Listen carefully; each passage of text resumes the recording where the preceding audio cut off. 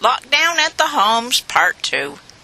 The previous presentation left off as I was preparing for my partnership development trip in 2021. In this presentation, I will share what has happened since then. Family times. During my trip to Maine in August 2021, my family had a Christmas in August gathering. How wonderful to be able to once again get close to family, especially my great-nieces and nephews. I went to the Union Fair with one of my sisters and her stepson. We also enjoyed ice cream on a lake and s'mores at the fire pit.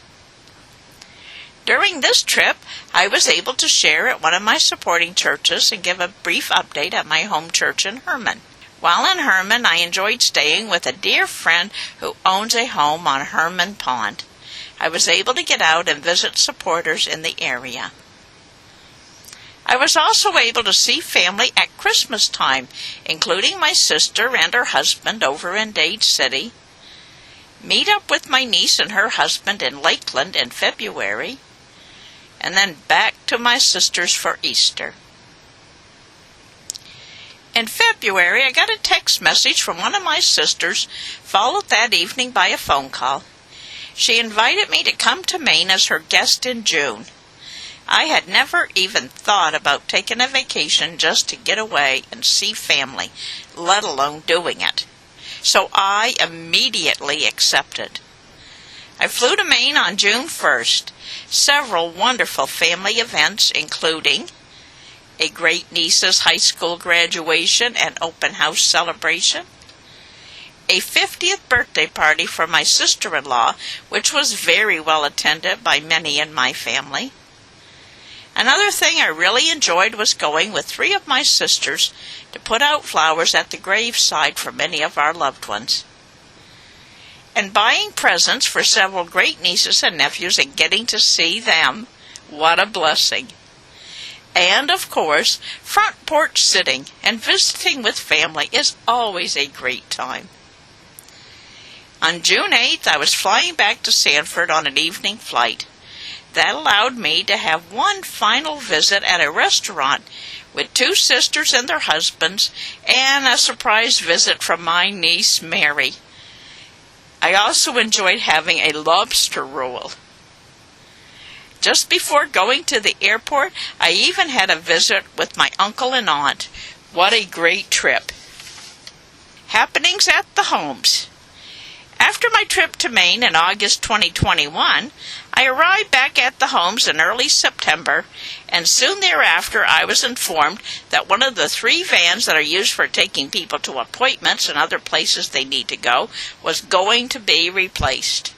A search was begun for a new vehicle. Actually, an SUV was what we were looking for, but with vehicle inventory what it was, we ended up purchasing this Honda minivan. What a great vehicle it is. All the latest features, including my favorite, a backup camera.